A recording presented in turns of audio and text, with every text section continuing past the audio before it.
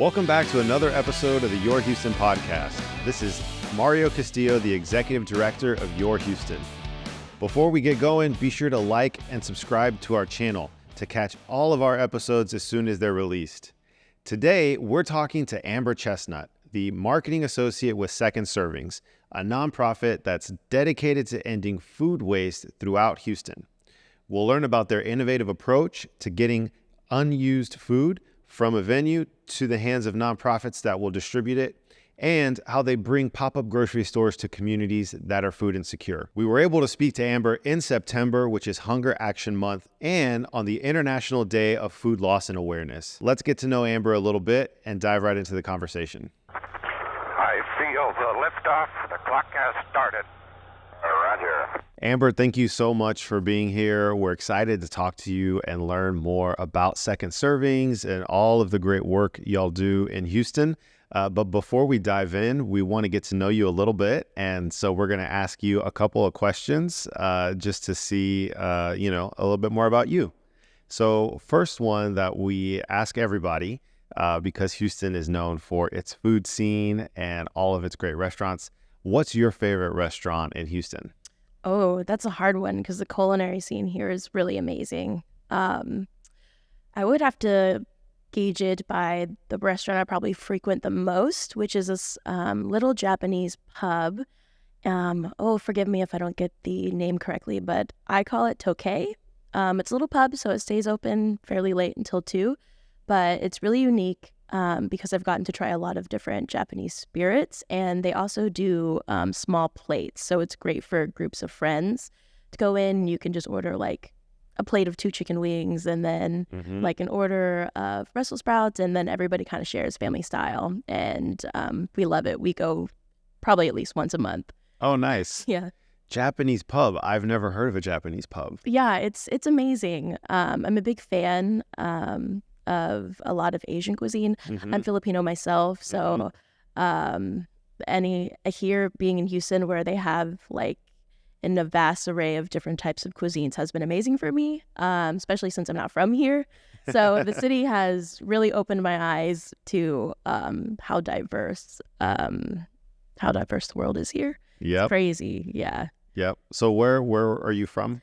So I grew up in Indiana. Okay. Yeah, rural Indiana at that. So even moving to my college town, which really isn't that big compared to here, I thought that was pretty big. And then I moved to I believe the 4th largest city in the U.S. now. Soon to be 3rd. Soon to be 3rd. Great. It was a big change for me, but I love it. I couldn't imagine going back, other than to see family, of course. Yeah. What's the biggest thing you miss about Indiana?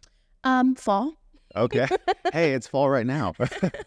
Oh, yeah, fall. So I was home just a few weeks ago to see some family, and I attended my niece's, she had a softball tournament, and it was like 50 degrees when I woke up, and it didn't go any higher than 80 the entire weekend. I was already home. Yeah, it was crazy. So I was in a jacket and pants the entire weekend. It was awesome. And then it came back to over 90-degree weather. Yep. Which is okay. It was a nice break, if anything. Well, we'll hit 90 today. So Oh, it's cooler today. And then, thinking about taking a vacation, what's your ideal vacation? My ideal vacation? Oh my goodness, that's a hard one too. I would love to do a tour, actually. If it was going to be ideal, it would probably last for about a month or 2. Yep. And then I would tour different countries, probably either in Europe or in Asia. I've been in Asia before, and I've been to a few countries there, but I've never been to Europe. So maybe if I wanted to try something new, I'd go there. Okay. And then last question, somewhat back to food, but if you had to recommend one Filipino cuisine dish for someone to try, what would it be? Chicken adobo. Okay. Definitely, because it's a staple. That or probably lumpia, which is our signature Filipino egg roll. Okay.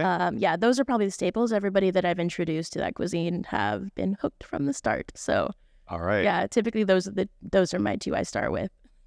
I'm gonna put those on the list. Absolutely. Well, thank you so much for being here. We really appreciate you taking the time to visit with us and to share more about Second Servings. So first thing we want to do is just ask, what is Second Servings? What do they do? How did y'all get started for folks that don't know? Absolutely. So Second Servings is a food rescue nonprofit. So what that means is that we're in the business of feeding people by reducing food waste. And so we do this by partnering with different food retailers such as grocery stores, event venues, catering companies, wholesale distributors, basically anywhere where there's an excess of food. Nothing is wrong with this food. There's just a lot of these food retailers just don't have the means to house it anymore. So instead of them throwing it away, we come pick it up and then we deliver it to over 140 different nonprofit throughout the Houston area now. Yes, so all of our vans are refrigerated, and all of our drivers are paid part-time volunteer turned drivers, actually. Okay. And they're all food safe certified. So we run about 5 routes every Monday to Saturday, just one on Saturday as of right now. But it's crazy to see the amount of food that we get in a day. We go to different places such as Kroger, Whole Foods Market, Trader Joe's, Specs, Aldi, all kinds of different grocery store partners, and then also prepared meals from like the GRB when they have conventions. If they have prepared wow, I meals, didn't know that. yeah. Well, they'll pan it up and we'll pick it up and we'll take it to nonprofits that have kitchens that serve congregate meals. So we kind of hit all the targets. We do groceries all the way to serving meals. If you can name a nonprofit in the city, most likely we worked with them. Okay, so a couple questions from this. How does an organization establish a partnership with y'all to be able to donate excess food? Absolutely. So there are a couple ways. So on our website, we do have a couple forms that people can fill out if they want to receive food and if they want to donate food. In order to receive food, they have to be a registered nonprofit and have, a 501 and all of that good yards, because we are not able to serve individuals because of liability and other things. And then for our food donors, we also have a form as well, but then we have a staff person on site. We have a food partnership manager, and she is our professional connection maker. Yeah. So she goes out and she kind of talks to all of our food donors and maintains those relationships, and she kind of brings people on, kind of depending on what they have and where that food can go. And same thing with our nonprofit partners. So she vets them, sees what kind of food that they would benefit from, and all the 9 yards. We have seen an influx of demand versus supply, unfortunately. So we do have a waiting list for partners as of right now. Okay. And if an individual wants to help, let's say, you're about to go on a vacation and you're like, I have food that's going to go bad at some point while I'm gone. Is there a way for them to contribute that to y'all, or do you work just with organizations? So unfortunately, we cannot accept food from individuals. To donate food, you have to be a registered business. And a lot of times these food donors are protected from liability through the Emerson Act, was essentially it's legislation that grants that offers businesses, they exempt them from liability if they're donating good food in good faith to registered organizations. So that's why we can't really donate food to individuals or receive food from individuals. It has to come through a business. They can take it to, like, if they want to bring food to like canned goods and stuff, the fire stations, a lot of people know that, but they can take food as well. But it really kind of just depends on what it is. So we can't take food, like prepared foods, for example. We can't take food that has been served. So if it's on a buffet table and people have been like serving themselves, we can't take that kind of food. But if it's in the kitchen and it has not been served yet, we can come to the kitchen and pick up those foods. Got it.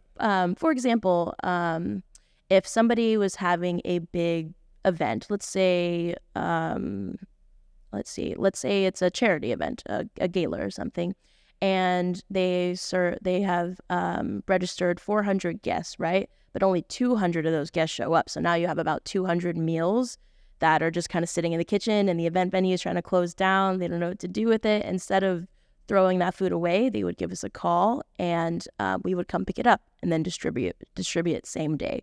We also don't bank any of our food. We don't house any of it. Okay. So we just have our vans and they go to point A, pick up the food, and drop it off at point B. And we use this model that way the food can stay as fresh as possible. We get it and then we offload it immediately.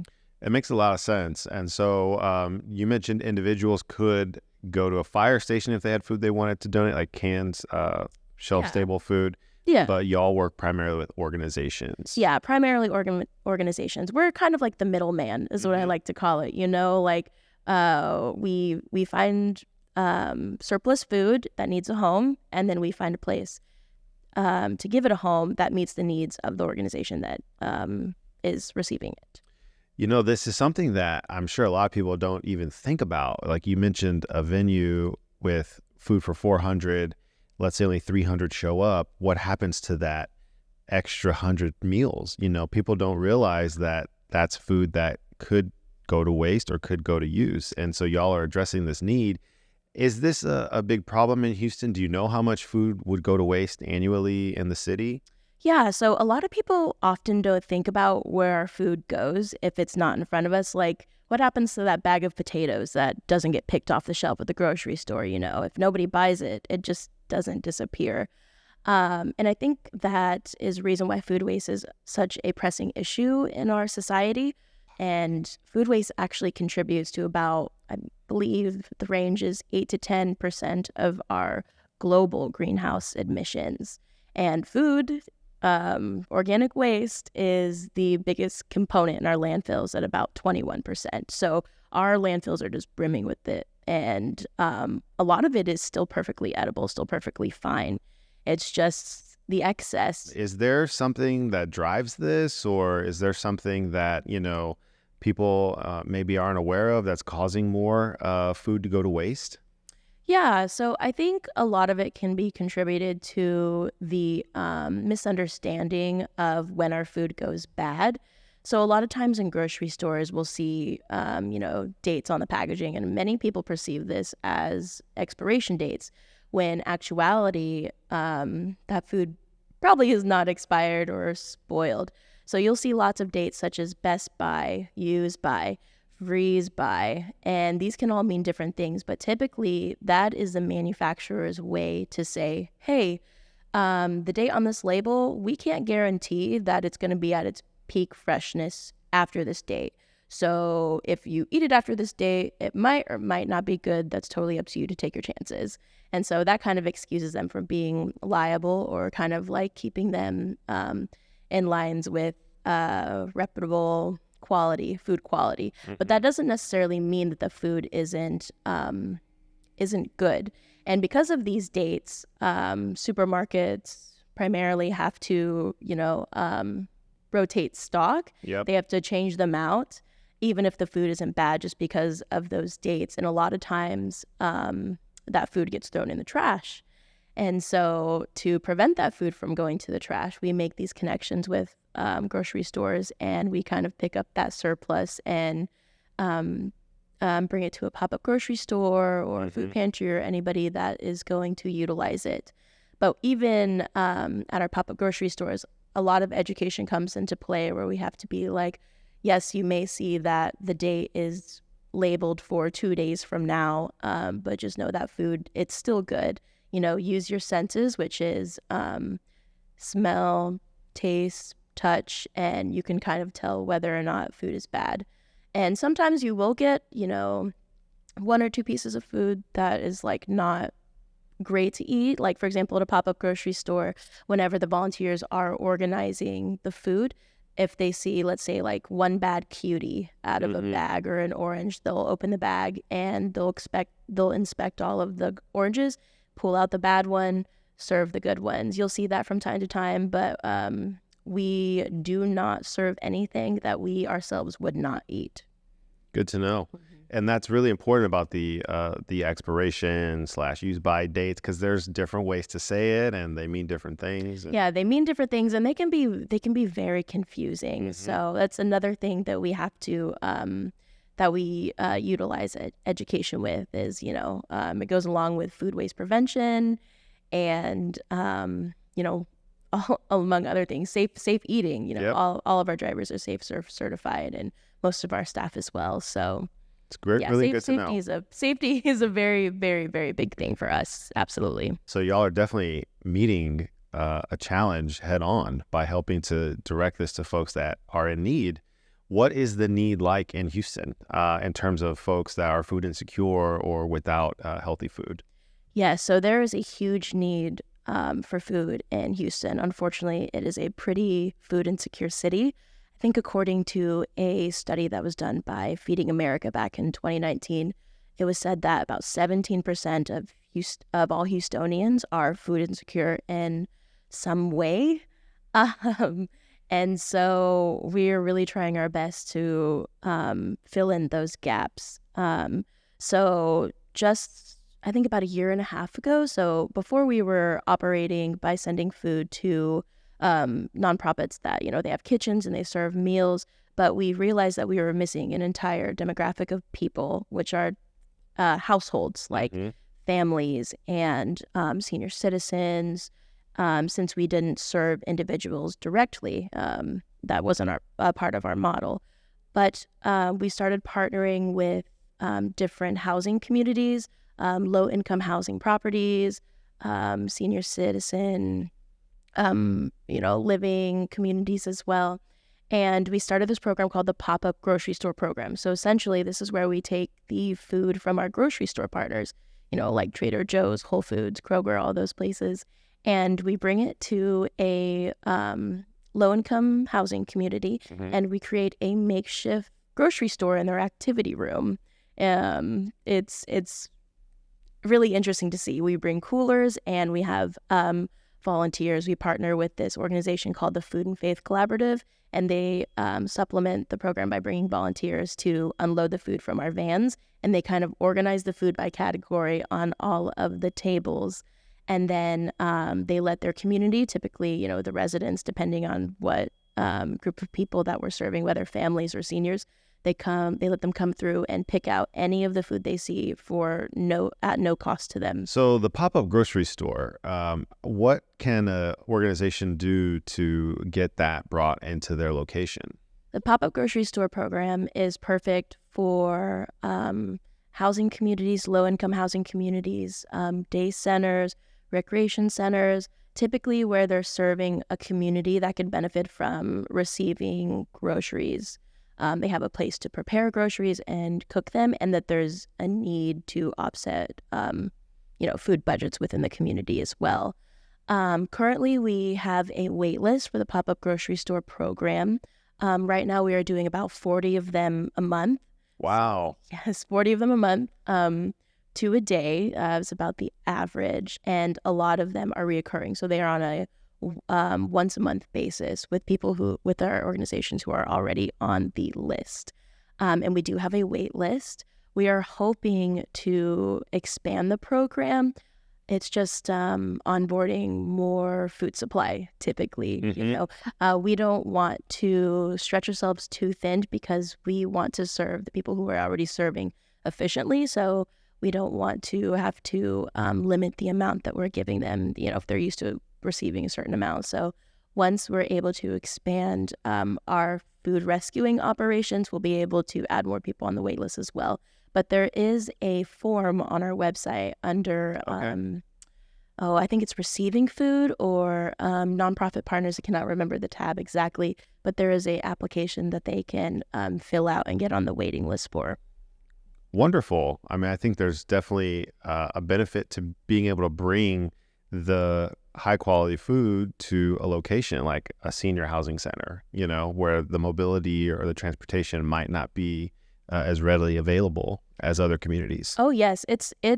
We've gotten such great feedback from the recipients that we've served. One thing that's really wonderful about it is that when you volunteer at a pop-up, you get to be face-to-face with the people that you're helping right away. Yep. And 9 times out of 10, everybody is so happy that you're there and they're so thankful. And it's really beneficial for them because not only are the groceries free, but it's a time that they can actually be exposed to foods, to try new foods that they might not have tried before. So, for example, a couple weeks back, there was this one lady, an elderly lady, and she was at one of our pop-ups and she had never tried lamb chops before. And she had saw the pack and she was like, you know what, I'm going to try them. Why not? And then the next time we had seen her at the next pop-up, she just raved and raved about how she loved them and that now they were her favorite foods.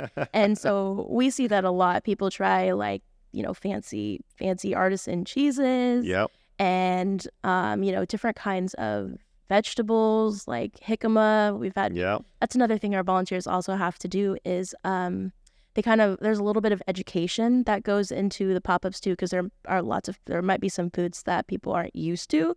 And so our mission is to try to reduce waste. So we're like kind of encouraging people to try new things like, oh, have you ever tried this? This is what you can do with couscous, or, this is how you prepare artichoke hearts, or, you really never know. And then, so that's why we like to say the program is kind of encouraging building a healthier community, because people are trying new foods that they probably wouldn't usually grab for at the grocery store because, they're too expensive or they just don't know what to do with them. And the convenience of having the store come right to them is great because, yes, we've noticed that some folks, they have to catch a bus to get to the closest grocery store. And if they're elderly, it's hard for them to carry all their groceries home. That's right. So there's a lot of benefits that come along with the program. It's been very successful. Again, it's only been around for about 1.5 years, and we're already doing 40 each month, and there's a wait list. So we're excited to grow the program. And we are trying to expand our food rescue operations as well. We're adding on new vans. Okay. We're about to hire a couple new food rescue drivers as well. So hopefully we'll have another route or two in the coming year. Well, it sounds like y'all have a huge operation going from the logistics of coordinating the food pickup to the food delivery to the pop-up grocery stores and the other programs that you mentioned. Do y'all utilize volunteers? Is that something people can do if they, are listening to this and they're really moved by your work and want to help that way? Oh, yes. We have a wonderful pool of volunteers. So as of right now, we have 2 volunteer opportunities open. The first one is riding as a second seat. We call it our second seat, which is essentially you're going to be riding on a food rescue route with a driver and you'll be sitting in the passenger seat. So you'll start the day in the warehouse. You'll take off in one of our refrigerated vans and go to all of the scheduled stops for the day. So grocery stores, kitchens, wherever we need to go. You'll help load the van with our driver, play Tetris, because typically we'll fill that thing from the bottom up. We filled the entire van from bottom to top many times a day. And then you'll offload it to whatever nonprofit partner is scheduled for to receive that food. And it's very fun. It is a longer opportunity, about 9 a.m. From 1 to 3, depending on what we have on the schedule for that day. Yep. And volunteers will have to be able to lift at least 30 to 40 pounds. A lot of it is like banana boxes or pans, but that happens every Monday to Saturday, four spots every Monday to Friday and 1 on Saturday. And it tends to be a hot commodity. We release our calendar about midway through the month for the next month, and it will fill up in a weekend. Wow. Okay. Yeah, so how do you sign up to become a volunteer? So for the second seat position, we have a volunteer tab on our website. Okay. And again, you'll fill out a little form so we can have all your basic info, like your emergency contact name, phone number, all the 9 yards. And then you'll be able to access our calendar and pick any spots you want. Whenever the calendar does open up, they'll receive an email to their inbox whenever the new calendar for the next month is open. Our second volunteer opportunity is volunteering in a pop-up grocery store. And so this is great for folks that are looking for a smaller time commitment, because pop-up grocery stores typically last about 2 hours. Okay. And there's no lifting if they choose not to lift. Some folks will unload the van, but a lot of times most are, unpacking the boxes and kind of organizing the tables. And that can be done as a group or it can be done as an individuals. We actually have a lot of corporate groups that come and they will work a pop-up and they will even sponsor one. So they'll okay. yeah, so you could sponsor a pop-up. Yeah, you can sponsor a pop-up. So typically it runs us about $500 to do one, to cover all the operating costs, paying the driver, all the food rescue supplies, the fuel, the training of the staff, and such as that. So about $500 to sponsor a pop-up. Okay. But groups can come in and they kind of take ownership of the entire pop-up. They organize how they coordinate the tables how they want to. They interact with all the folks. They're personal shoppers. Sometimes if they're elderly, they're carrying the bags for them, take them out to their car. It's a really fun experience. So that's really great for corporate groups or, civic groups. We've had Rotary clubs come and volunteer as well, and church groups. For individuals that would like to just come volunteer and see how it is, we're partnered with this organization called the Food and Faith Collaborative. And so they sponsor a few pop-ups a month, and they provide volunteers at each one too. So they have a website, and it is foodandfaithcollaborative.com, and it's typically geared all around volunteering at a pop-up grocery store. So they can sign up for pop-ups through their website as well. Typically they'll do 3 or 4 of them a month. So that's always a possibility as well. Okay. And what was your website for folks to sign up? Yeah, so our website is secondservingshouston.org. There's a lot of S's in there, so don't forget that last S after servings. Great. Well, today is it World Food Insecurity Day? So today is a special day, and I'm really glad that we scheduled to come speak today, because today is the International Day of Awareness of Food Loss and Waste. Yeah, it's a mouthful. All right. It's a new one that's been recognized by, I think, the EPA. Yeah. So, and that's kind of just like sharing awareness of the pressing issue of food waste, because again, a lot of people don't know that so many of our global emissions are from food waste, or that it's the biggest component in our landfill, and that so much of our food supply gets wasted each year. So, well, it's great that y'all are tackling this head on and making such an impact in Houston, where 40% of our food potentially can go to waste, and there's so much need as well. And so, we really appreciate you taking time out of your day to be here to tell us more about second servings, and hopefully, more folks are aware and will come out and volunteer to help y'all. Are there any upcoming events that people can attend?